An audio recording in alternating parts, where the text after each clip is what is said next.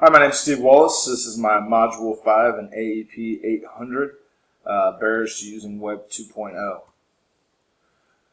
So first going to go through some articles in one video that we were asked to read and watch and summarize. So the first one is Barriers to Using Web 2.0 in 21st Century Schools. Here's what kind of the basic topics: lack of time, lack of training, lack of tech support, lack of admin support, and then the digital divide. So what I liked about this article is it gave tips on how to improve on each of these things. It also had a feedback section where you actually could answer questions, and they were collecting data on teachers from whoever looked at the article. So those two things I really thought were worthwhile. As far as lack of time, teachers always are stressed for time. Because of grading, because of planning, because of this meeting, that meeting, this paperwork. Lack of training. Technology is hard to keep up with. It continues to pop up with new and improved items, so it's hard to continue training, as well as schools spending the money to do that. Lack of tech support, depending on your district. Getting help on tech issues can be a long process. And then lack of admin support. If it's not part of the admin's vision or culture, then it's going to be hard to have time, training, and tech support. And then the digital divide, which we'll talk more about in one of the other articles.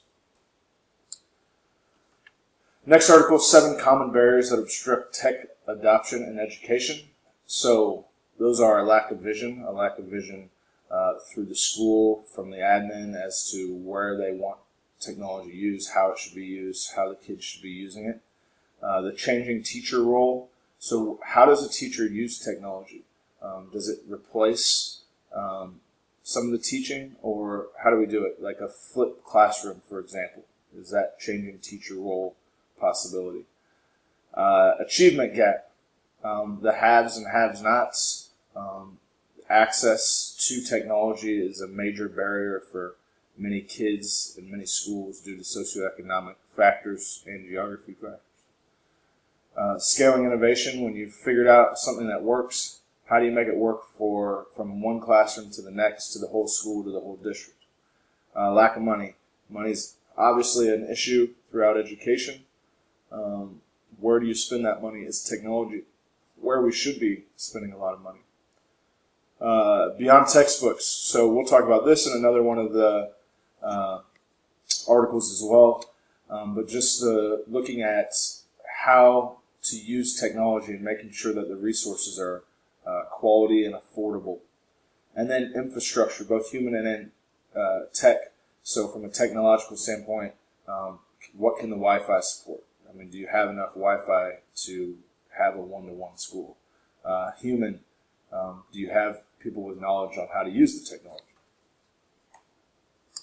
Back to the digital divide that I mentioned earlier. A quarter of the nation without broadband. They started talking about the Appalachia area when it comes to this, and how they literally don't have access because telephone companies and whatnot don't want to move in to those areas because it's not cost effective. So geography does play a role in who has access to internet and other technology. And obviously socioeconomics plays a role as well, who has money, who doesn't. And then there's this whole politics and business game.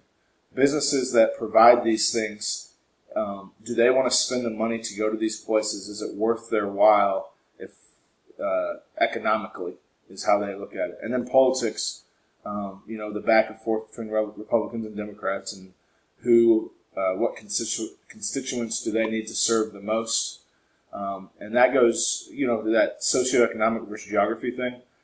Some things have been done to provide internet access. For instance, in Youngstown, Ohio, which is a low socioeconomic area, where now they have given a wider range of Wi-Fi capability there.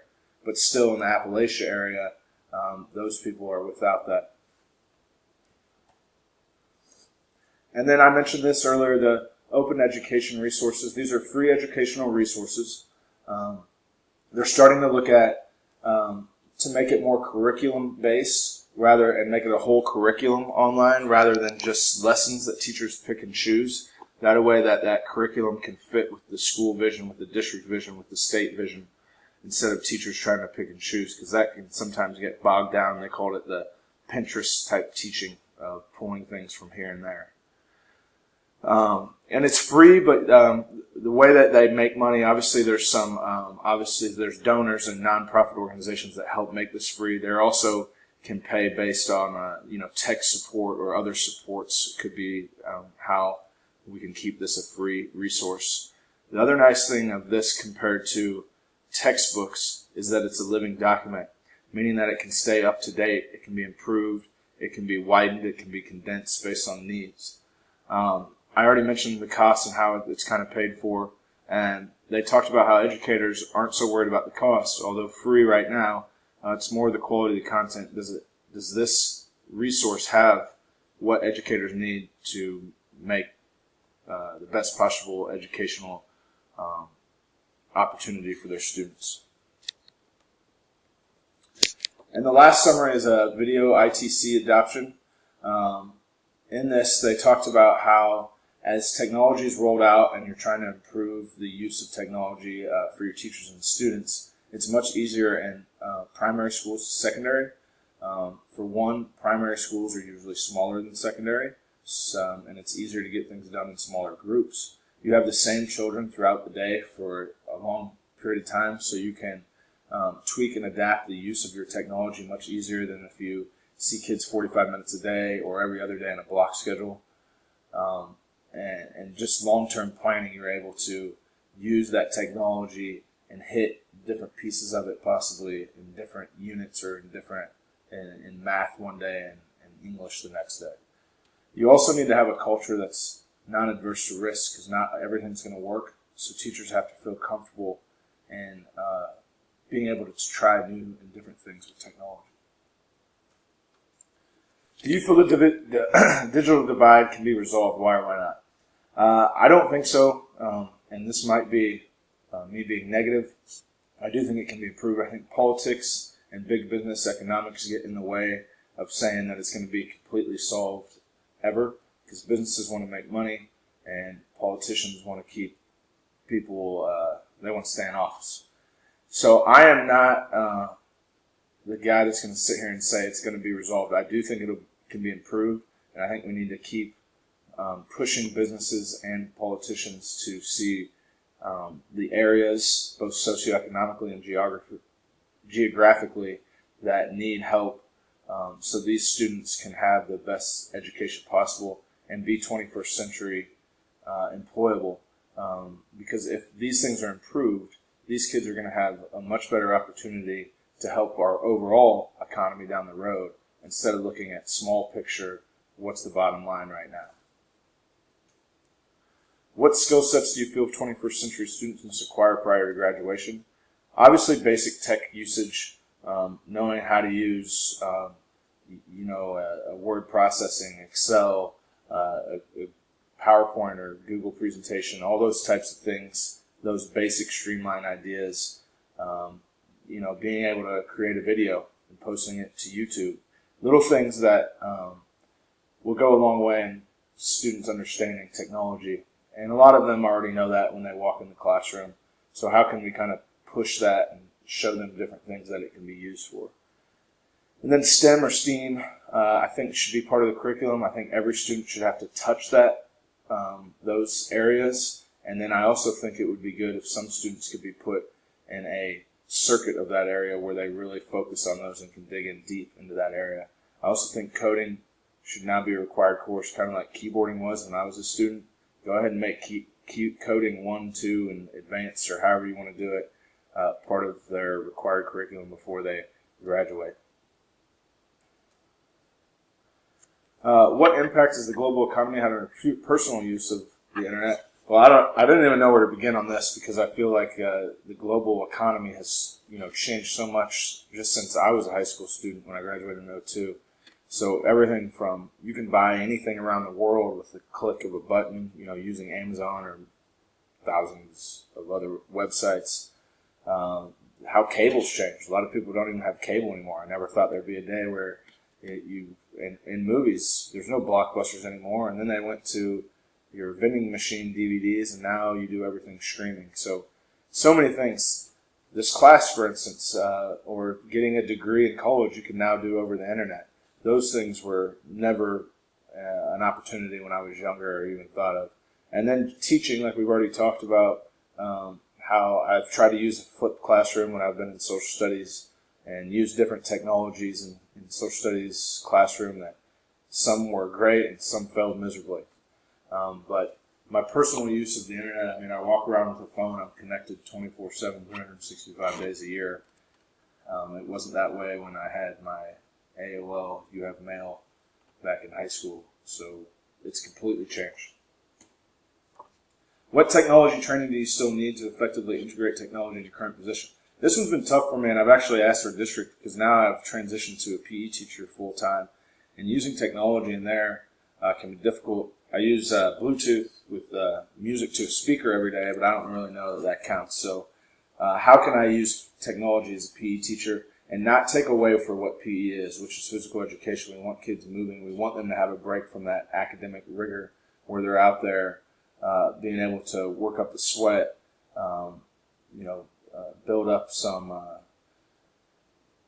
adrenaline and different things that help the body learn throughout the day. So how do we use that? And do I really want to be a PE teacher that gives them homework with technology involved at home when they already have math, science, social studies, and all these other things putting pressure on them? So I really struggle with that as a PE teacher. How much do we do? Do we need to use it? Can it be a break from technology? Because I think students need a break from technology. It's one class, where they don't have to have their laptops or they can't have their phone on them and sneak a peek at it because they're out there running around. So there's that part of it too as a PE teacher. Is your school district equipped with 21st century technology? Explain. I think we're pretty up to date. We're one-to-one Google Chromebook. Teachers are learning the SAMR model. We recently hired a person in the district office that is in charge of technology and does a great job of doing weekly and monthly little PD blurbs via email on different technologies we could be using. Also does PD presentations during our actual PD days. From what I've seen walking into your typical classrooms, technology is always being used with the laptops, with teachers up front using the different touch screens and that type of thing. So I would say that we're pretty well equipped. I do think our curriculum might need to be pushed more 21st century with adding some coding and some more STEM or STEAM type routes. What are the advantages of innovative practices in schools? I think innovative practices in schools create innovative students. It helps students prepare for the future, which is going to be technology based.